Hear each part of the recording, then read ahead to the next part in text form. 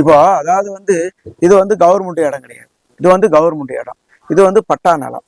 இப்போ இந்த பட்டா நிலத்துல ஏன் வரேன்னு சொல்லி கேட்கறாங்க. உங்களுக்கு கவர்மெண்ட் இருக்குது, ரோடு போக வேண்டியது தானே அப்படின்னு இந்த நிலத்தை சேர்ந்தவங்க கேட்கறாங்க. இதுல என்ன சொல்றாங்கன்னா இதுல வரக்கூடாதுன்றாங்க. இப்போ நாங்க சொன்னோம், தானிப்படியில காலனி இருக்குது, காலனியும் வெளியே இருக்குது, ஊர் தெரு உள்ள இருக்குது, நடு பஜார்ல தான் சவந்திக்குன்னு போறாங்க காலனிக்கார.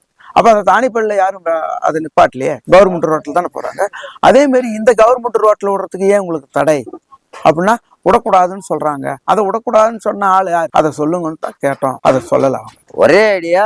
இப்ப ஊர் இந்த தலைவரை சொல்லிதான் ரிசர்வ் கொண்டாந்து இறந்து கன்ஃபார்மா நல்லா தெரியும், ஊர் மக்களுக்காக தெரியும், எல்லாருக்குமே கன்ஃபார்மா தெரிஞ்சிச்சு. ஊர் தலைவரை சொல்லிதான் ரிசர்வ் கொண்டாந்து இறங்குறது.